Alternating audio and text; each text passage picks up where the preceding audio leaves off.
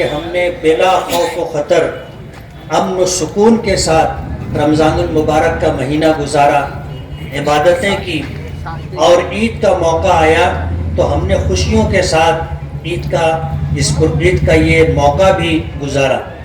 یہ اللہ رب العالمین کا کرم ہے۔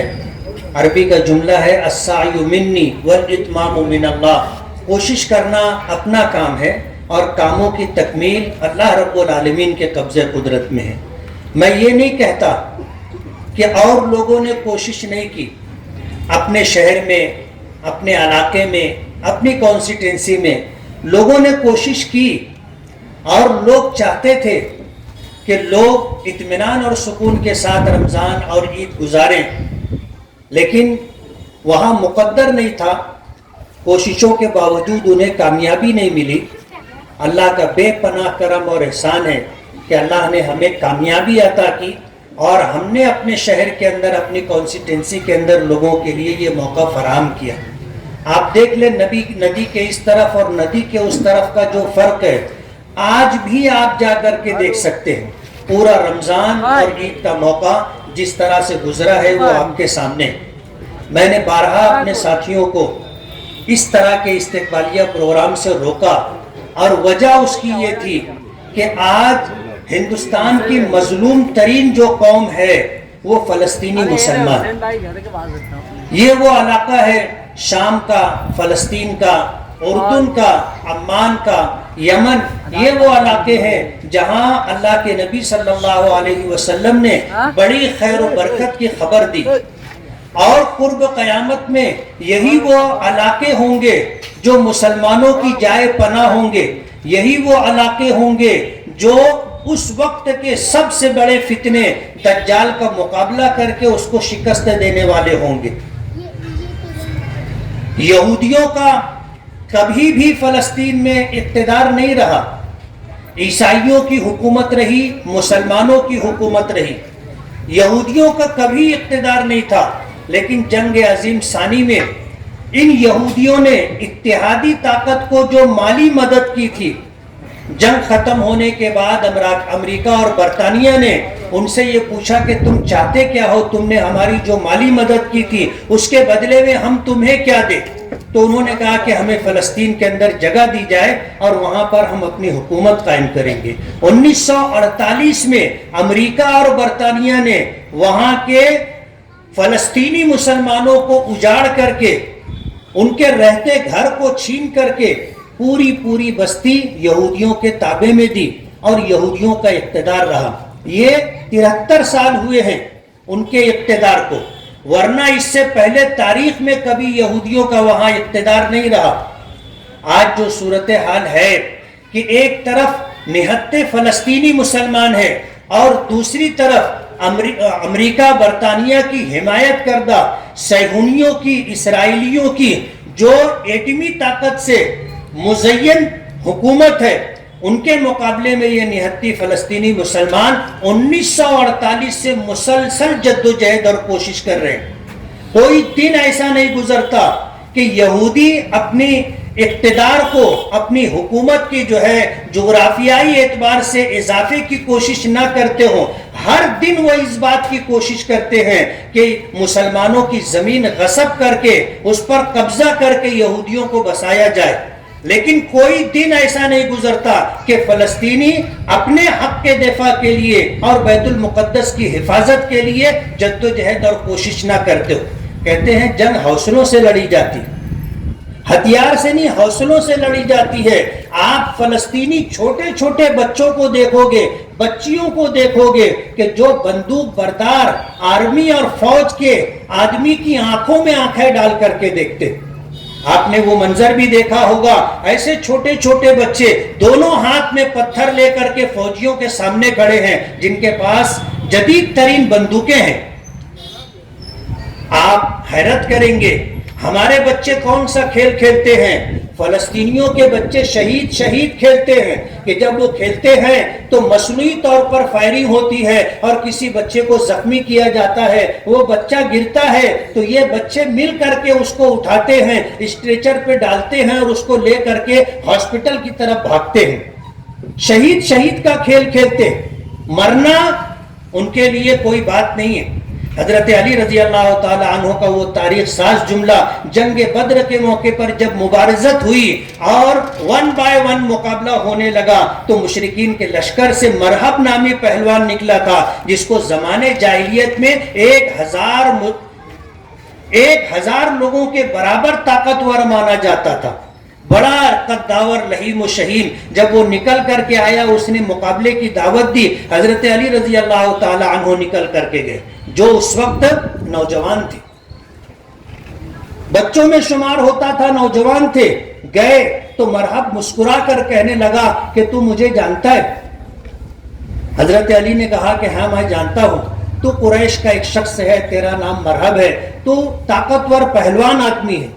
کہا کہ میں 1000 لوگوں کے مقابلے میں تنہا بھاری ہوں اور تو بچہ ہو کر مجھ سے مقابلے کے لیے آیا ہے۔ تو حضرت علی نے پوچھا تھا کہ تو مجھے پہچانتا ہے؟ تو اس نے کہا کہ ہاں میں پہچانتا ہوں، تو ابو طالب کا بیٹا عبد المطلب کا پوتا ہے اور قریش کا ایک فرد ہے۔ کہا کہ نہیں، میں اس ماں کا بیٹا ہوں، میں اس ماں کا بیٹا ہوں جس کو موت زندگی سے زیادہ عزیز تھی، زندگی سے زیادہ عزیز تھی موت۔ آج فلسطینیوں کا یہی حال، حضرت علی نے مقابلہ کیا اور اس مرحب نامی پہلوان کو حضرت علی نے جہنم رسید کیا۔ آج فلسطینیوں کا یہی حال ہے، 73 سال کم نہیں ہوتے، دن 2 دن کی بات نہیں ہے، 73 سال سے اسرائیلی فوجوں کا مقابلہ کر رہے ہیں۔ میں 4 مرتبہ اس علاقے میں گیا ہوں اپنے ساتھیوں کے ساتھ، میں نے دیکھا ہے کہ یہودی خوف کی زندگی گزار رہے، خوف کی زندگی، انہیں ڈر ہوتا ہے کہ پتہ نہیں کب کدھر سے پتھر آئے گا اور لگ جائے گا۔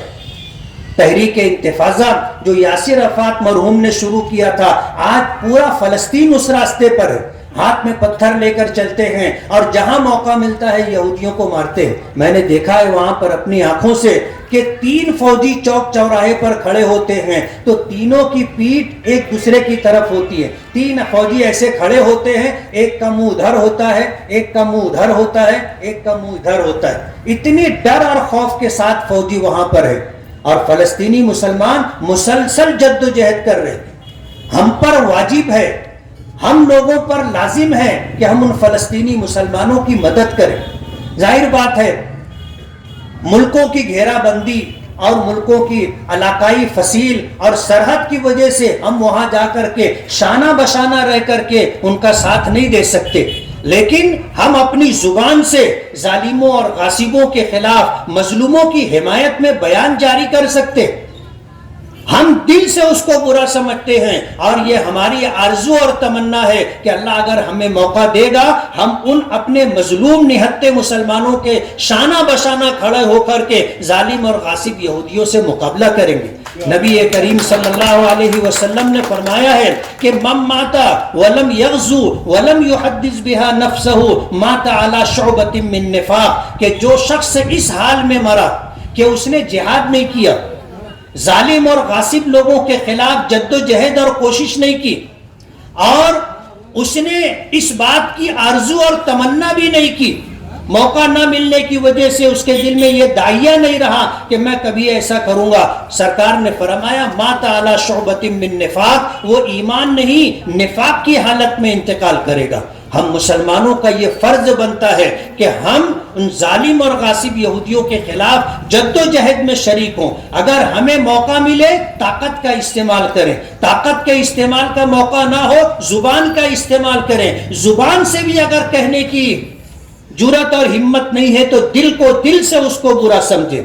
اور آج دنیا بھر میں جو اسرائیلی مصنوعات ہیں، یہ پیپسی ہے، کوکا کولا ہے، اس طرح کے جو مشروبات ہیں، اور اسی طرح کھانے کی پینے کی لباس کی سینکڑوں مصنوعات ہیں، سینکڑوں کمپنیاں ہیں جو یہودیوں کی ہے، اور ان لوگوں نے ان کمپنیوں نے یہ طے کر رکھا ہے کہ جو نفع ہوگا اس کا اتنا % جو ہے اسرائیل کو جائے گا، وہ اسرائیل اس سے ہتھیار بنائے گا اور مسلمانوں کے خلاف استعمال کرے گا۔ ہم لوگ ان کے کاروبار کو طاقت پہنچاتے۔ آج اپنے شہر کے اندر کچھ ایسے نادان لوگ بھی ہیں جو اسے خرید کر کے پھینک رہے ہیں، बेवकूफ़ी की इंतहा है, आपने खरीद लिया, खरीदने के बाद जो नफा, जो पैसा जाना था वो तो चला गया इसराइल तक। आपको बाइकाट करना है, आपको इसराइली मसनूआत कभी भी नहीं खरीदना है। करेंगे ऐसा? आप जानने की कोशिश कीजिए कि इसराइली मसनूआत क्या है और उसके खरीदने से एहतियात करें, इज्तिनाब करें। यहूदी मसनूआत को ना खरीदें, ये मुसलमानों के खिलाफ इस्तेमाल किया जाने वाला पैसा है। उनके सामान को खरीद करके हम इसराइल को ताकत पहुंचा रहे हैं और मजलूम फलस्तीनी मुसलमानों के खिलाफ नादानी और अनजाने के अंदर हम आगे बढ़ रहे हैं। मैंने अपने साथियों से जो इस्तिकबालिया प्रोग्राम करना चाहते थे, मैंने उनको मना किया कि ये मौका ऐसा नहीं है कि यहाँ पर हम कोई तकरीब मुनक़िद करें। आज हमारे निहत्ते फलस्तीनी मुसलमान 11 दिन से इसराइल का मुकाबला कर रहे हैं और अल्लाह का बहुत बड़ा करम है कि मिस्र की सालिसी के बाद इसराइल ने जंग बंदी के फैसले को कबूल किया। ताकत के जोम में वो ये समझ रहा था कि मैं गज्जा के मुसलमानों को सफ़े हस्ती से मिटा दूंगा। हजारों बम गिराने के बाद 235 मुसलमान शहीद हुए, 1600 जख्मी हुए और ना मालूम कितने घर बिल्डिंगें सब जमी बोस कर दी गई। लेकिन फलस्तीनी मुसलमानों ने हिम्मत और हौसला नहीं हारा, मुसलसल जद्दोजहद करते रहे। आखिर इसराइल को घुटने टेकना पड़े और जंग बंदी के फैसले को कबूल करना पड़ा। मैं इस मौके पर अपने साथियों से मना कर रहा था कि इस्तिकबालिया प्रोग्राम ना रखें। फलस्तीन में जो कुछ हो रहा है उसका तकाजा ये है कि उन निहत्ते फलस्तीनी मजलूम मुसलमानों का दर्द हम अपने दिल में महसूस करें। इसलिए कि नबी करीम सल्लल्लाहु अलैहि वसल्लम ने फरमाया कि ईमान वो रिश्ता है कि अगर किसी ईमान वाले को मशरिक में कांटा चुभे तो मगरिब में रहने वाले मुसलमान को उसका दर्द महसूस होना चाहिए। ये हमारी जिम्मेदारी है। इसलिए तमाम तर इसराइली मसनूआत का बाइकाट किया जाए और मजलूम मुसलमानों के लिए जहां कहीं वो फलस्तीन और फलस्तीन के अलावा पूरी दुनिया में जहां बसते हों उनके लिए हम दुआओं का एहतमाम करें। जमीयत उलमा की तरफ से आज यौम दुआ की अपील थी और जुमा को तमाम मस्जिदों के अंदर वो अपील पहुंचाई गई कि जुमा की नमाज में फलस्तीनी मुसलमानों के लिए दुआ करें। लेकिन ये दुआ इतने पर ही ना रुक जाए। हम सब की जिम्मेदारी है कि जब दुआ के लिए हाथ उठाएं, पूरी दुनिया में बसने वाले मुसलमानों की इज्जत के लिए, वकार के लिए, खुशहाली के लिए, खुशगवार जिंदगी के लिए और उनके अहलो अयाल की सलामती के लिए दुआ करें।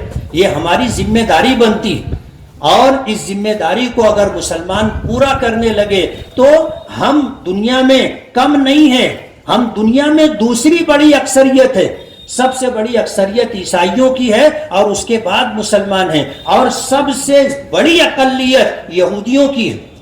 इस्लाम हो, ईसाइयत हो, ये तबलीगी मजहब है।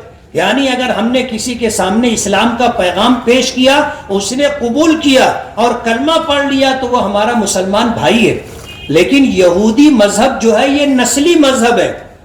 जो यहूदी के पेट से पैदा होगा वो यहूदी होगा और जो यहूदी के पेट से पैदा नहीं हुआ वो यहूदी मजहब कबूल भी करना चाहे तो यहूदी मजहब कबूल नहीं कर सकता, वो यहूदी नहीं बन सकता। तो दुनिया की सबसे बड़ी अकलियत, सबसे कम तादाद में अगर दुनिया में कोई है तो वो यहूदी है। आज इस अमेरिका और बरतानिया की हिमायत से 1948 में मुसलमानों के कल्ब में, दिल में इन यहूदियों का खंजर घोंपा गया था। आज 73 साल का अरसा गुजर गया, इसराइली वहां पर बरसरे इक्तदार हैं और उनकी मुकम्मल पुष्टपनाही अमेरिका और बरतानिया कर रहा है।